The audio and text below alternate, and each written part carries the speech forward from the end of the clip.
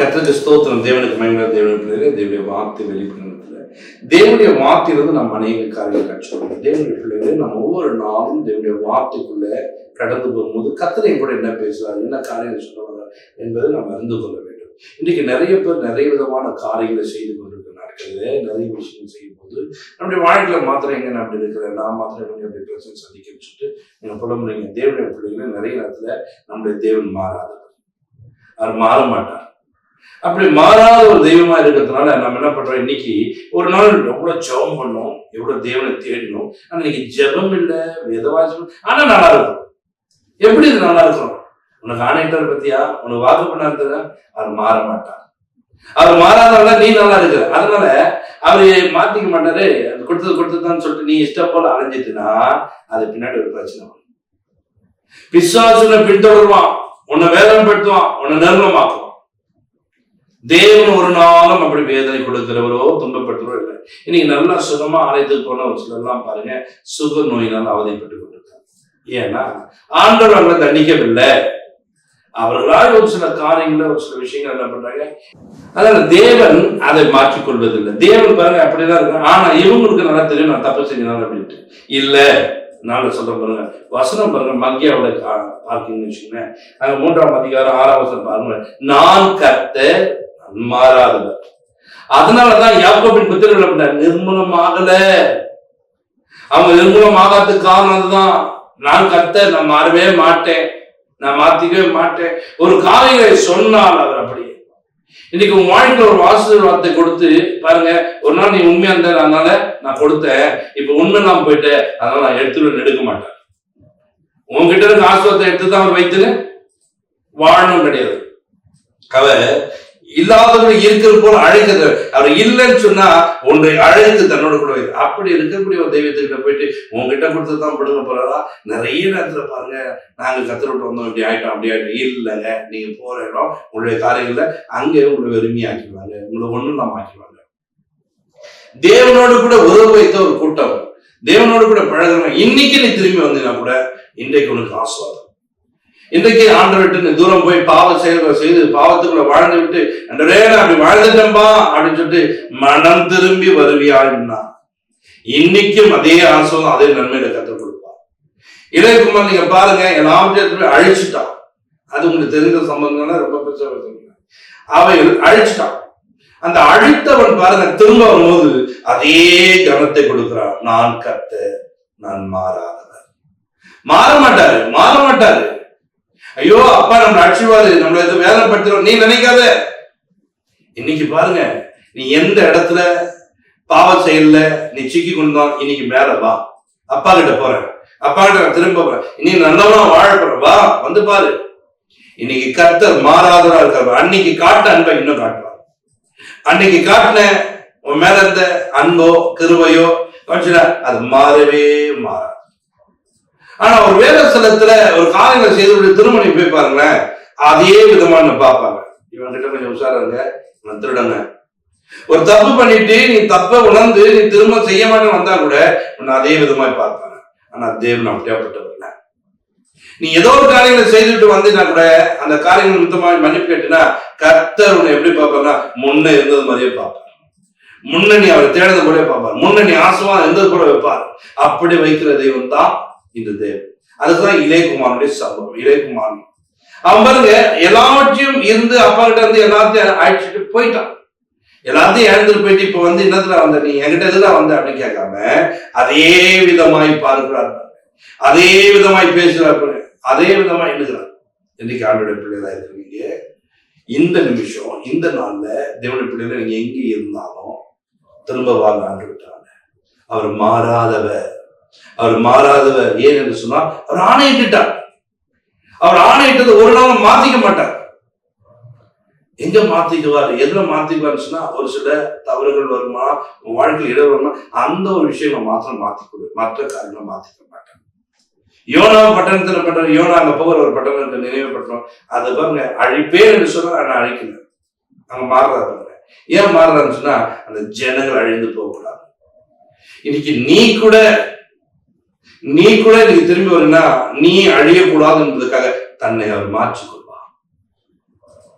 உன்னை நான் இப்படி ஒப்பு கொடுத்துட்டேன், நீ அழிவுக்குள்ள போயிட்ட, வியாதிக்குள்ள போயிட்ட அப்படின்ற ஒரு விஷயத்துக்கு ஒப்பு கொடுத்தா கூட அங்கிருந்து உன்னை மீட்டு எடுத்து கொண்டு வருகிற ஒரு தேவனா இருக்கா. அவரை மீட்டு எடுப்பான், உனக்கு அவர் உதவி செய்வார், உன் தேவையை சந்திப்பார், உன் நெருக்கத்தை மாற்றுவார், உன் கண்ணீரை துடைப்பார். உனக்கு அவர் உதவி செய்ய வல்லவராக இருக்கா, உன் தேவைகளை சந்திக்க வல்லவராக இருக்கா. நெகமியா 19 அதிகாரம் 7-8 நீங்க வாசிச்சு பாருங்க. ஆபிரகாமை தெரிந்து கொண்டு அவனை ஊர் என்னும் கல்தேரின் பட்டணத்திலிருந்து புறப்பட பண்ணி அவனுக்கு ஆபிரகாம் என்று பெயரிட்ட தேவனாகிய கர்த்தர் நீர், அவன் இருதயத்தை உமக்கு முன்பாக உண்மை உள்ளதாக கண்டு கானானியர், ஏத்தியர், எமோரியர், பெரிசியர், எபூசியர், கிர்காசியருடைய தேசத்தை அவன் சந்ததிக்கு கொடுக்கும்படி அவனோடு உடன்படிக்கை பண்ணி உன்னுடைய வார்த்தைகளை நிறைவேற்றினீர். நீர் நீதி உள்ளவர். வேதவாசனம், நீர் நீதி உள்ளவர் சொன்னாரா? கீழ்ப்படிந்து வந்தார். கீழ்ப்படிந்த மூலத்துல ஆண்டவர் இந்த காணனா உனக்கு நான் தருவேன்னு சொன்னவரு, உன் சந்ததிக்கு தருவேன்னு சொன்னவரு, பின்வரும் நாட்களிலே இந்த ஜனங்கள் தேவனை தேடாம போய் தேவனுக்கு விரோதமாக செய்து அடிமைதனம் ஆக்கப்பட்டு அதே இடத்துல எகிப்திலேயே வாழ்ந்து கொண்டிருக்கும் போது கூட அவர் சொன்னதை அவர் நிறைவேற்ற வல்லவராக. நான் சொன்னேங்க, நீ சொன்னோம், நீங்க எல்லாம் கரெக்டா இருந்தா, அவங்க அப்பா எல்லாம் கரெக்டா இருந்தா, அவங்க அம்மா எல்லாம் கரெக்டா இருந்தாங்க, இன்னைக்கு இந்த பிள்ளைங்களாம் அப்படி மாறிச்சு. உண்மைதாங்க, மாறுமா. உலக மனிதர்கள் உங்க அப்பா அவங்க அம்மா காமிச்சு அவங்க இருக்கும்போது செஞ்சு எனக்கு செய்ய மாட்டேங்க. இப்போ ஒரு அம்மா கிட்ட பேசுறேன், அந்த அம்மா கிட்ட பாருங்க, அவங்களுடைய கண்ணுடைய பென்ஷன் பணம் வந்து பாத்தீங்கன்னா இப்போ 24,000 ரூபாய் இருக்காங்க. 24,000 ரூபாய் மாசம் வாங்கி கொண்டு இருக்கிறாங்க. இப்ப நடுவுல கூப்பிட்டு என்ன பண்ணிருக்காங்க, 10,000 ரூபாய் தான் நான் உங்களுக்கு தரணும். ஏன்னா அவங்க கணவன் இறந்துட்டாரு. இறந்ததுனால இப்ப இனி உங்களுக்கு 24,000 ரூபாய் வருது, 10,000 ரூபாய் தான் உங்களுக்கு எக்ஸ்ட்ராவே கொடுத்துட்டு இருக்கோம். அந்த ஒரு 11 மாத காலமா எக்ஸ்ட்ரா கொடுத்துருக்கோம். அதனால பிடிப்பு பிடிக்காங்க பாருங்க. கொடுத்தாங்க, தந்தாங்க, இப்ப அப்படியே மாத்திட்டாங்க. அவங்க புலம்புறாங்க, இல்லையா அப்படி செய்யறேன்னு சொன்னாங்க, இப்ப பார்த்தா அப்படி மாத்திட்டாங்கயா. பாத்தீங்களா, இதே போலதான் உன்னை நான் பாத்துக்கிறேன், நான் உனக்கு உதவி செய்வேன், உன்னை நல்லா வைப்பேன், இப்படி சொல்லி கூப்பிட்டு வருவாங்க. அங்க பார்த்தா நல்லாவே இருக்கு. ஏன்டா வந்து இந்த வாழ்க்கை வாழணும், ஏன் அப்படி என்ன சொல்லி கூப்பிட்டு வந்தீங்க, என்னை எப்படிதான் பாத்துக்கணும்னு சொன்னீங்க, என்ன எப்படிதான் மாறக்கூடியவர்கள்.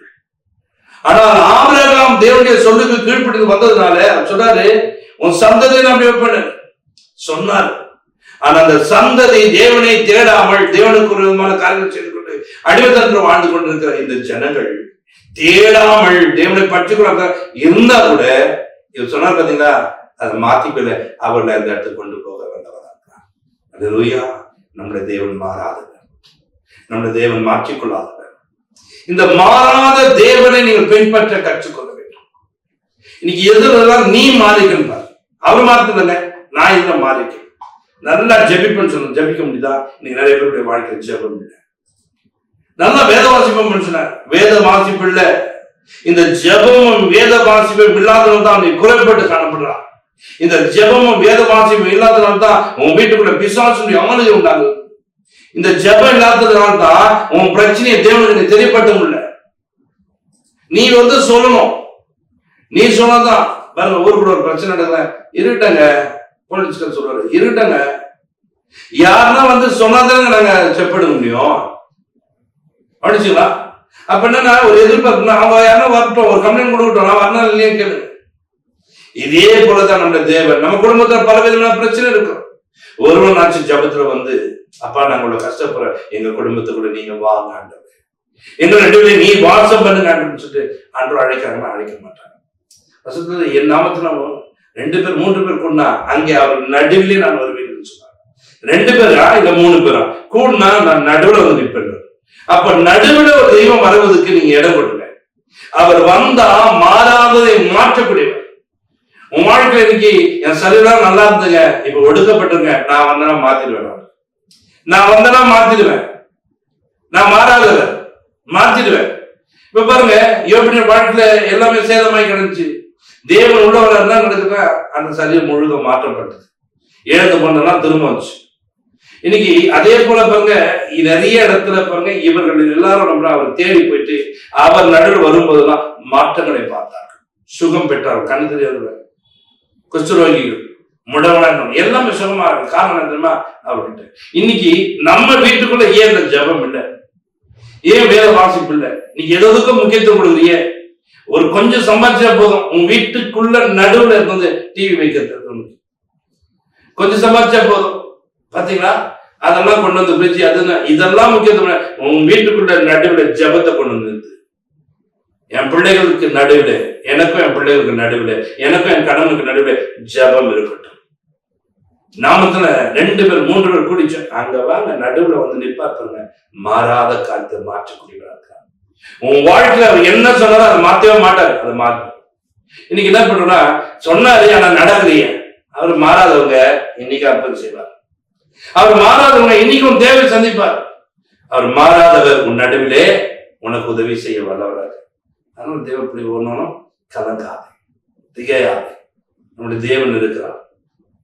புலம்பல்ல 3ஆம் அதிகாரத்துல 22 23 நாம் நிர்மூலமாகாதிருக்கிறது கர்த்தருடைய கிருபையே, அவருடைய இரக்கங்களுக்கு முடிவில்லை.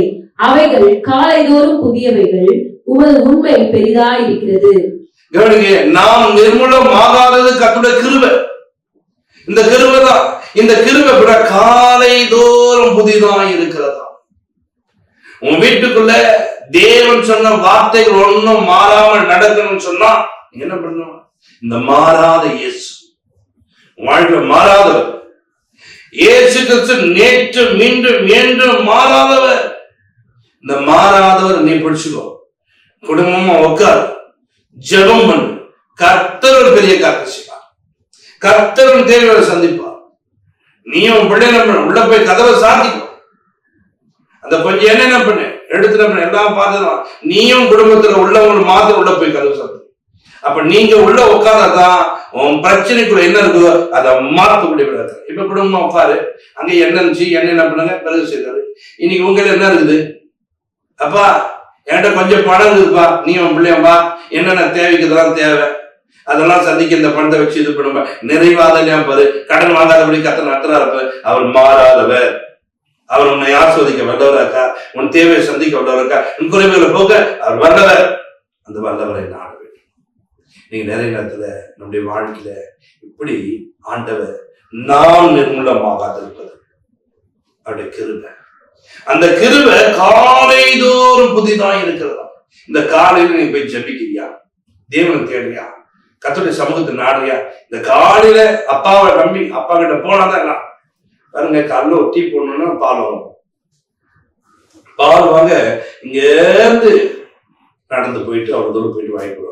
ஒரு டீ கிடைக்கும்னா அங்க இருந்து மெயின் ரோடு போயிட்டு வருவாங்க. இங்கெல்லாம் இவ்வளவு தூரம் நடந்து இவ்வளவு டைம் செலவு பண்ணி ஒரு டீக்காக டைம் செலவு பண்ண தெரிஞ்சு உங்களுக்கு, ஒரு பாலுக்காக செலவு பண்ண தெரிஞ்சு உங்களுக்கு. இன்னைக்கு இந்த வாழ்நாள் முழுதும் நானும் பிள்ளையும் இந்த கிருபைக்குள்ள வாழ வேண்டும். கர்த்தர் கிருபை தருவான்னு சொன்னாரு. அந்த கிருபை நான் பெற்றுக்கணும். ஏன் அதுக்காக நீங்க குடும்பமா உட்காந்து பிரயாசம் பண்ண மாட்டீங்க? குடும்பம் உட்காந்து உங்க குடும்பம் நல்லா இருக்கிறதுக்காக தானே. நீங்க நல்லா இருக்கிற உட்காந்து ஆண்டோட சமூகத்துல உட்காந்து தேவ சமூகத்துல ஆடி, அப்பா எங்களை ஆஸ்வதிங்க, எங்க தேவையை சந்திங்க, நாங்க நெருக்கப்பட்டு இருக்கிறோம், எங்களுக்கு உதவி செய்யணும்னு சொல்லிட்டு தேவன் கேளுங்க. தேவன் உங்களை வழிநடத்த வல்லவரா இருக்கா. தேவன் உங்க தேவையை சந்திக்க வல்லவரா இருக்கா. உங்க குறைகளை மாற்ற தேவனால கூடாத காரியம் ஒன்றுமே இல்லை. அற்புதம் செய்வார், அதிசயம் செய்ய அது மாறாது. உனக்கு வாக்கு பண்ணிட்டான்னு சொன்னா அந்த வாக்கு வாழ்க்கை நிச்சயமா நிறைவேறும். ஒரு சிலர் பாருங்க, என் வாழ்க்கை இப்படி ஆயிடுச்சுங்க, நான் அப்படி பாச இப்படியே சொல்லிட்டு பின்மாற்றத்துக்கு போயிட்டான். ஒரு சிலர் செத்தே போயிட்டான். நீங்க அப்படி போகக்கூடாது. அவர் சொன்னதை சுதந்தித்துக் கொண்டு உங்கள் பின்வரும் சந்ததியாக உங்கள் பிள்ளைகளுக்கு பேரம்பேத்திகளுக்கு நீங்கள் கொடுத்து விட்டு போக வேண்டும். கத்திரத்துல போன கத்திர தேவையெல்லாம் சந்தா இருக்கு சொல்ல வேண்டும். உங்கள் பிள்ளைகளை அதை எடுத்துக்கொண்டு ஆசிரியமா இருக்க நீங்க ஒவ்வொரு நாளும் பிரயாசப்படுங்க. தேவன் ஆசிரியப்பா. ஜெபிப்போம். பரலோக பிதாவே உங்களுக்கு நன்றி சுத்தம் பண்றேன். எப்போதும் ஆண்டவரே, நீர் மாறாதவர். நான் கர்த்தர், நான் மாறாதவர். அதுதான் நீ யாக்கோபினுடைய சந்ததி ஆண்டவரே. அப்பா நிர்மூலமாகணும்னு சொல்லுப்பா. நீங்க மாறாம இருப்பா. நீங்க மாறிந்தா நாங்களாம் இப்பவே நிர்மூலமாயிட்டு இருப்போம்ப்பா. நான் நிர்மூலம் ஆவாது. கர்த்தருடைய கிருபைன்னு சொல்லிருப்பா. அந்த கிருபையை நாங்கள் பெற்றுக்கொள்ள ஒவ்வொரு நாளும் காலைதோறும் எழுந்து உங்களுடைய பாதத்தில் அமர்ந்து ஜெபிக்க விடுப்பீங்களா? ஒவ்வொரு மாற்றும் ஆசிரியம் ஏசு கிறிஸ்துவின் ஜெபத்திற்கு நல்ல பிதாவே. ஆமென்.